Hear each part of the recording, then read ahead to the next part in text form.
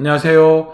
이진희 목사입니다. 눈으로 보고 귀로 듣는 큐티 하이델베르크 교리 문답 제27문답 시작하도록 하겠습니다.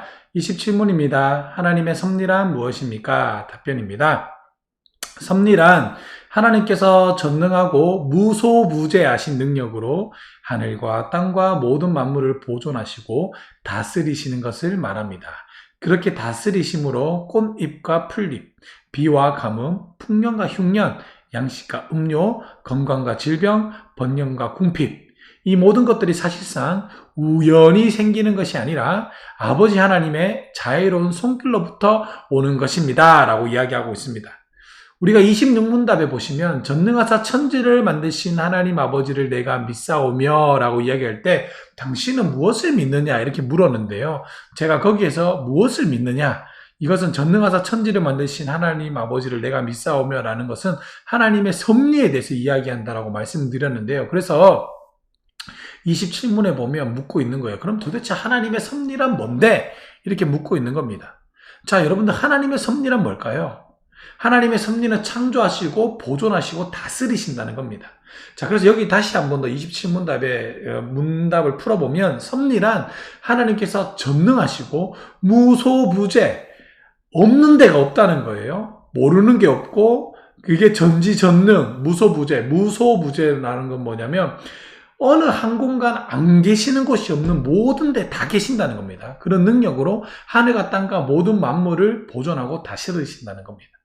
자, 그래서 밑에 해석이 나와 있어요. 어떻게 다스리지? 그 다스림은 꽃잎과 풀잎, 비와 가뭄, 풍년과 흉년, 양식과 음료, 건강과 질병, 번영과 궁핍, 이거 대조되는 거죠. 꽃잎과 풀잎, 번영과 궁핍, 건강하고 질병 있는 거. 예. 하나님의 섭리란 건 이런 거예요. 하나님께서 창조하시고 보존하고 다스리시는데 비가 오는 것도 하나님이 오시게 하시니까 비가 오는 거고, 가뭄도 마찬가지. 하나님이 가뭄을 주시니까 가뭄이 되는 건데, 하나님의 섭리를 믿는 게 굉장히 어려워요. 그래서 욥기서를 보면 하나님의 섭리가 어떤 건지를 정확하게 알 수가 있습니다. 이 욥기서를 꿰뚫고 있는 이 핵심은 하나님의 섭리예요. 욥이 번창했었죠. 동방이 제일 가는 부자라고 얘기했습니다. 그리고 그는 하나님을 가장 잘 섬기는 사람이라고 이야기합니다.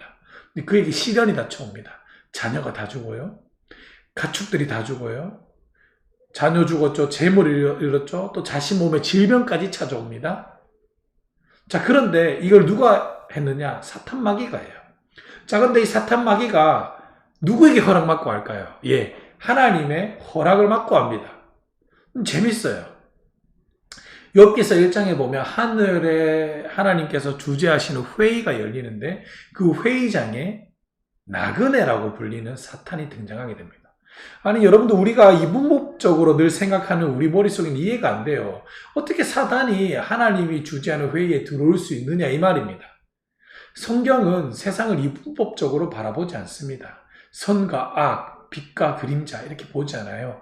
예수 믿는 우리는 선, 예수 안 믿는 너희는 악, 이렇게 보지 않습니다. 이분법적으로, 기독교를 이분법적으로 나누고 세상을 기독교가 이분법적으로 바라보도록 가르쳐주고 있는 목사님은 성경에 대해서 무지한 목사님이거나 무식한 목사님이거나 잘못된 목사님입니다. 신학이 없는 분입니다. 아닙니다.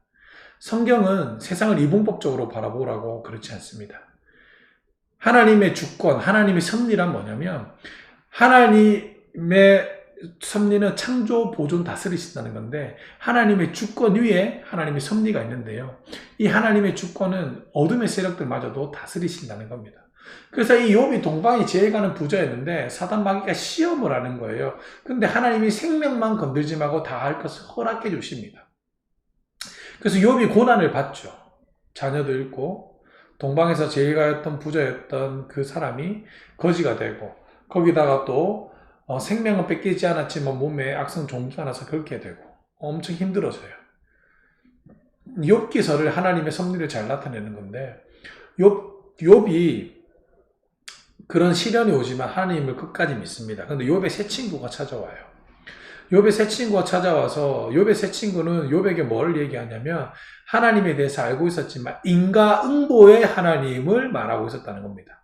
인과응보의 하나님이란 뭐냐면 원인이 있으면 결과가 있다는 겁니다. 그 말은 욥이 지금 네가 하나님으로부터 저주를 받고 있다라고 새 친구가 와서 이야기해 주는 거예요. 욥의 새 친구들은 인과응보의 하나님을 믿고 있었다는 겁니다.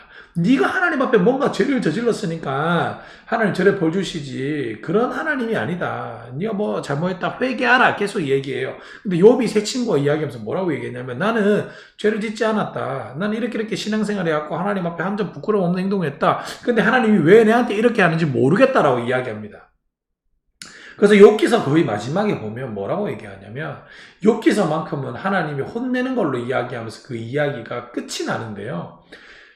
하나님이 나타나서 욥의 새 친구에게 뭐라고 얘기하냐면, 욥이 말이 맞다라고 얘기합니다. 그리고 너희 새 친구는 욥을 위하여 제사를 지내라고 얘기합니다. 그리고 그 화해하라라고 얘기하는 거죠. 그래서 욥이 그걸 받아들이고 욥이 제사를 지낼 때 내가 모든 걸 받겠다라고 이야기하면서 새 친구의 편이 아닌 욥의 편을 들어주셔요.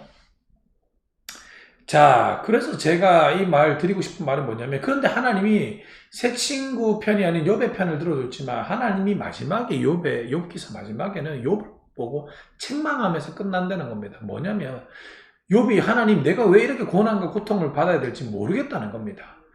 돈도 많았는데, 번영했는데 왜 갑자기 궁핍해져야 되는지, 왜 건강했는데 왜 갑자기 질병이 찾아왔는지 이해가 안 된다는 겁니다. 그래서 하나님이 뭐라고 이야기하냐면, 내가 땅에 기초를 넣을 때 네가 거기 있었냐?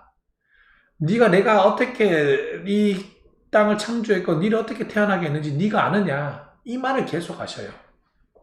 이 말이 뭐냐면, 나는 전능자고, 나는 처음과 끝이고, 나는 무죄한 자고, 너는 나의 피조물이라는 겁니다. 그런 자가 어떻게 창조주를 알 수 있느냐? 이걸 묻고 있는 거예요. 그리고 나는 너의 주인이며 나는 너의 인생을 디자인하고 있다라고 이야기하고 있다는 겁니다. 그렇게 하면서 이야기가 끝이 나요.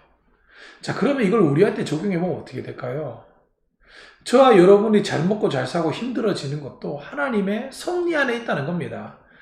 근데 그게 하나님이 왜 내에게 이렇게 시련을 주시지? 무슨 하나님의 뜻이 있는갑다 이렇게 이야기하고 기대하고 하나님의 뜻을 구하며 찾고 기다려야지, 하나님께 욕하고 돌 던지고 그렇게 해서는 안 된다는 겁니다. 하나님은 어떠한 계획 속에서 이런 일을 하셨다는 겁니다.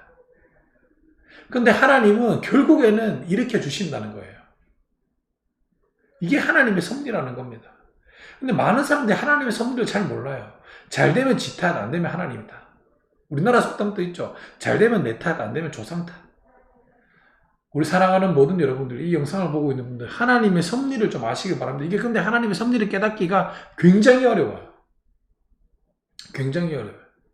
자, 우리가 하나님의 섭리를 깨닫기 전에 먼저 알아야 될 것, 하나님은 인과응보의 하나님이 아니라는 겁니다. 원인이 있어야 결과가 있는 하나님이 아니라는 거예요. 하나님은 나를 창조하셨고 나를 보존하시며 나를 다스린다는 사실, 그것이 하나님의 섭리라는 사실 기억하시기를 주님의 이름으로 간절히 축복하고 소망합니다. 아멘.